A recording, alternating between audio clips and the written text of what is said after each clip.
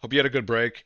When it comes to aim, I'm maybe a little bit above average, right? Nothing insane, but I still win about 95% of the different exchanges that I'm in with other players.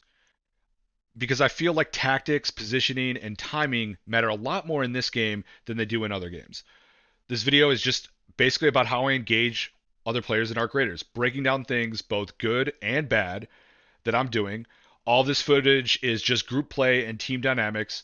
I'm going in with very basic equipment at a low level, and so this video is just going to focus more on fundamentals and decision making. I'm hoping there's a lot of strategies you can apply today. At the end of this video, I'm going to switch into a more fireside chat, going kind of deep diving into additional stuff, especially things that I couldn't get footage for. But let's head topside, and thank you so much for watching. The first thing that I'm checking when I spawn in is the location. In this case, I think it's the eastern tunnels. The second thing is the time. I consider anything to be a first spawn if it's above 29 minutes, meaning you're among the first people to spawn in. Now, I think most people would say, hey, let's go to medical or let's go hit the lobbies. Now, technically, I think cultural archives here is considered a high loot zone, but regardless, I will not really try to push any area or push my team to go any area where I'm going to be interacting with more than one team when I get there. The reason being is I want to be in control of the situation. And so if I am going to loot into an area, I want me to have sort of the best statistical odds. And so if there's a high loot zone that I really want to hit and I think there's going to be more than one team, then I'll kind of loot the outskirts. Because as much as people hate late spawns, the game is spawning teams all the way up to 17 minutes. It seems like the game tries to keep about 20-ish players in the map. So in a game of duos, that's maybe 10 other teams. In a game of trios, that's like 6 other teams, meaning that the chances of 3 teams heading to the same location is extremely high. So unless you can make it in and out of a high volume area super fast, you either want to be the first team in or get out. Now here we hear 2 teams fighting.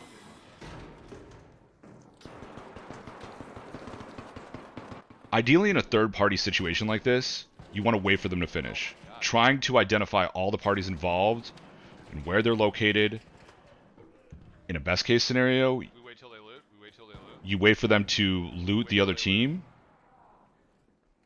Wait till they in case a loot. fourth party comes along.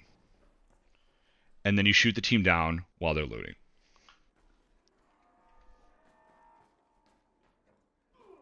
Once you realize that they're not going to push you Okay, they're not gonna loot. or reveal their location to any degree, you can kind of clear that room and any adjacent rooms to make sure that it's safe to loot.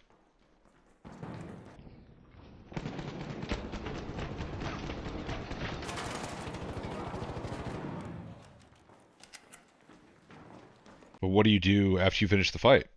Now, you can always set up barricades and traps to buy yourself some time, but let's consider this situation here. We're looting the lobby, a very high volume area. There is still 23 minutes left in the match. Teams might even spawn in to replace the teams that just died. So we loot these bodies as humanly fast as possible. I'm not double checking the bodies that my teammates looted. There are situations for that, and this is not one of them. And so we move on to extract. No, there's a breach. There was a breach for sure. I promise you, there's a breach. So on my way to the extract, I communicate to my team that there's a breach. Let's freeze for a second here. Since the noise was a breach, it seems that the enemy team was preoccupied, so it might be fine to charge down the stairs. But I don't think I played this correctly. There are 2 unknown threat zones, one to the left and to the right, and once down the stairs we didn't have time to communicate everything, but I should have held this room, cleared the line of sights from the left side and the right side of the 2 threat areas first. So let's see how this plays out. The 3 of us go through the same door. Bad move. I get shot from behind. Action decides to retreat. I decide to finish off this guy and then follow Action, which is a horrible move because with the sight lines I just get shot up again, and then I go down through a blaze grenade. Doom decides instead of healing, he's going to finish off one of the guys, which was a good play, and then Action has to make a split-second decision whether to finish off this guy, which I'm hoping he does, but instead he decides to revive me, which I think is actually the better move. I go back full heal as sort of a level of insurance in case Action does go down, and then we end up finishing and winning this fight. Since we have a lot more time in this particular scenario, we do take a little bit more time to heal ourselves up and loot fully before even pressing the button. We have sight lines on the entire train lobby area, so it ends up being a good situation for us. In the end, we end up extracting successfully, so overall a good raid. Typically, the later the spawn, the safer it is. So in this case, we take our time heading over to medical. We have more than enough time to scope out the situation, and we hear two teams fighting, and we group up. In a group of three, you can kind of have a defensive position where two people are firing and one is kind of sitting in the back. In hindsight, maybe I shouldn't sit there with just a grenade out, but if they push here, I can cover while they retreat. Since they don't push and have a weak position, Where one is of he? us flanks while we push. I show stopper the enemy to help out with that, and we end up finishing off the team.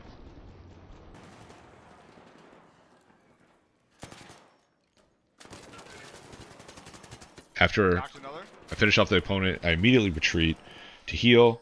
Since this is medical and people could continuously spawn, we don't clear this entire zone. We just regroup and exit as fast as possible.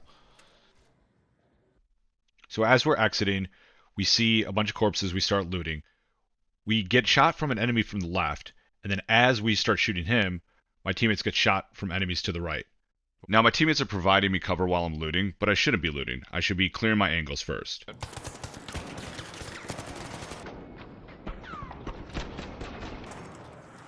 At this moment, my teammates tell me they're getting shot from the right. But I know if we don't secure this left flank, we're going to get killed anyways from behind.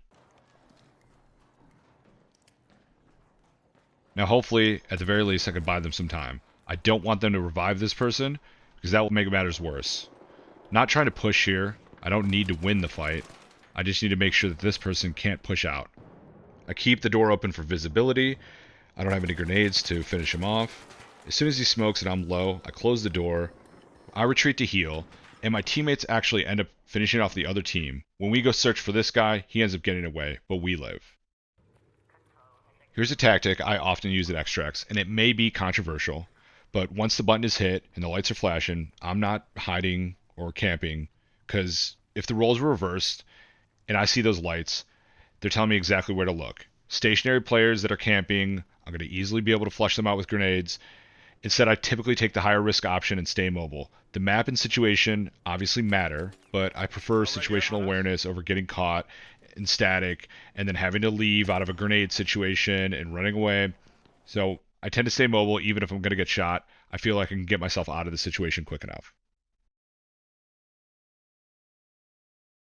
So I wanted to show you an example of an extraction scenario in which one of your teammates, goes, hits the button, but you realize that there's another team there. What do you do in that situation? Now, obviously, you could potentially retreat. You could try to talk your way out of the situation, but this is our extraction. So we decide we're going to attack. They're on verts. They're on verts. They're on verts. So the first thing we do is let's check out our positions. We have Verds backing off. We have Doom up there on the rafters. So we have a good defensive position. So we kind of just take up space, make sure that they're not going to be flanking around. I'm kind of pushing myself to the left here. And what we want to do is make sure that when it opens, we have complete control of the center. In the case that they want to jump onto the controls and start extracting, we need to make sure that we take control of the center. We're not just going to let them extract freely because we decided that we want to take this. So we kind of push in to take space and make sure that they're not in there whatsoever.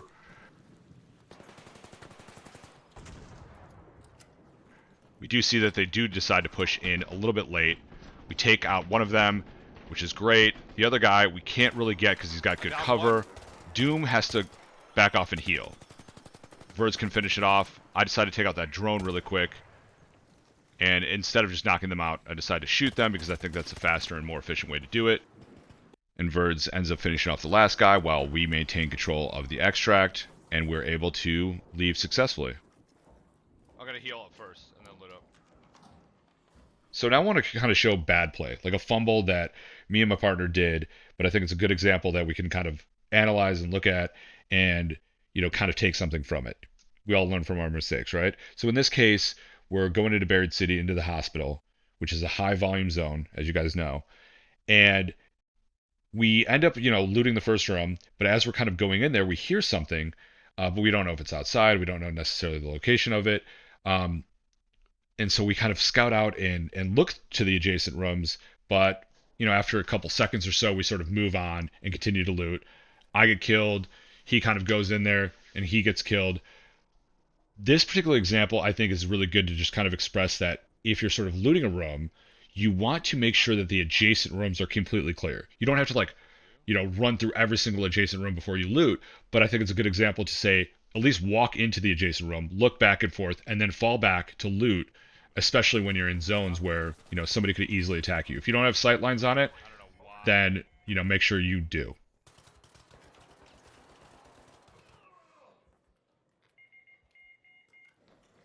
Now here's a situation in which we don't wait for the third party to Oh, in finish. front of us? Doom, you can see, is covering my back as I'm pushing into this room, and we kind of take the left and right side of this door. We hear a third party situation going on, and I check the corners, pop him. He's actually fighting off a team to the right. He's hurt on the left, and there's a guy on the right too, I think. So I notify that to my teammate that I saw that. Check this flank right here, and then make sure my back is turned so I can see. I'm kind of holding this position, especially with the shredder right there. My teammate ran across. Not the greatest of plays, but it does push their team to shoot at him, so their backs are turned. And in this particular situation, I want to push as close to this guy as humanly possible and use that pillar to protect myself. Let's freeze here. I'm out of bullets. He's got a shotgun. Best thing to do is pull out the melee weapon and use that pillar to protect myself and try to swing him down. Okay. So it's first spawn, above 29 minutes, and we know we're not going to go through that door because there's more than likely going to be more than one team there, and we want to go with the best odds possible. So we decide that we're going to go down to the cultural archives, loot that completely. After we're done looting, we decide we're going to take out the shredder because you don't want to have Ark chasing you from behind and then end up running into another team. It's a thing that I see a lot of teams do, and I end up being able to take them out easily. So as I'm healing, my teammate is looting, and he ends up getting shot right in the back. He retreats to me. In this clip, I want to kind of show you our different boxing out strategies. So the first thing I do is throw a blaze grenade to the right to make sure that they can't flank me on the right-hand side. Now, once I know that the right-hand side is clear, I immediately don't see anybody, so I cancel throwing the blaze grenade. And let's freeze right here for a second. And because I don't have sight lines to the right, I don't want to cross over to the left and the other side, which I would normally do so that we have a left and right position. I want to fade back with my teammate. As I'm fading back, I get shot. I don't even see him because of how dark it is. I throw a blaze grenade to box out that position so that I know that his teammate can't really reinforce and they're going to be slowed down. I stop to heal, but our plan is to push out this right door. So now that we've gained some distance on them, we're going to flank from this side. As soon as he goes to reload, I peek out. I'm hit. I go to heal. He goes to make sure that they can't push on me and then spreads his distance from me because we don't want to be standing right next to each other at the same time because then they could grenade and they could push that position even further. Now, I wish I would have brought better heals here, but I just kind of peek to make sure that no one's going to flank us from this side. Once I kind of know that that's covered, I hear that the enemy's over to the left, and he's about to get sandwiched so bad from both sides because we're split up again. And as he's kind of thirsting that guy, I make sure to cover him from any angle where he's going to get shot from somebody else. We don't want this guy to be revived. I see a lot of people doing the knockout maneuver. It's way better to shoot him down. Once I pop his shields, I back up to heal, and the rest is history.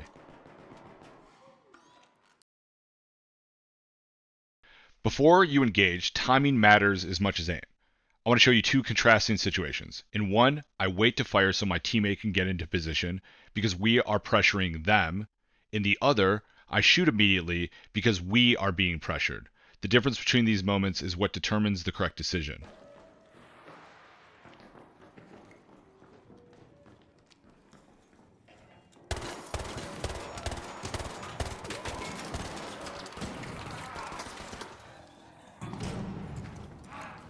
So you just saw how I waited a couple of seconds for us to get into position because we're pressuring them. And you'll see here how we get pressured and we just immediately shoot on sight. Ooh. They're right here? Up there. That engagement halts their advance and gives us space. Situations like these, do not push, you have the advantage. Instead, spread out.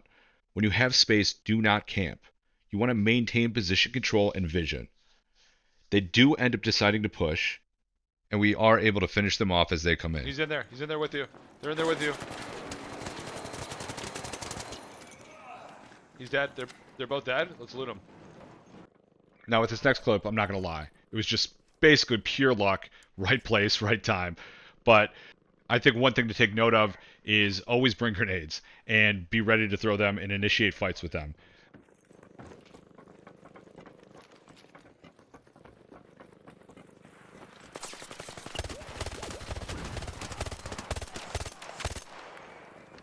Not as much Oh, tactics, but I had to throw it in there. that was insanely lucky, dude. This grenade hit the same time my bullet did. Sorry about that, bro. So that's it. My original plan for this video was a lot different. I was originally going to throw in a lot of solo stuff, but I don't really PvP that much in solo, and I feel like this video was a lot better with group play and team dynamics and communication and that sort of thing. In solo, I'm typically very in and out of the match, just trying to get what I need and get out. I was going to do a lot more macro, loadout, different gear and tactics, but I wanted to kind of do one with low equipment on a low level and that sort of thing. I'm having so much fun making these videos though. This video actually took me way longer than all the other videos combined as I'm testing out new skills. And if you've watched this far, thank you so much. I really appreciate it. And I hope you have a wonderful day.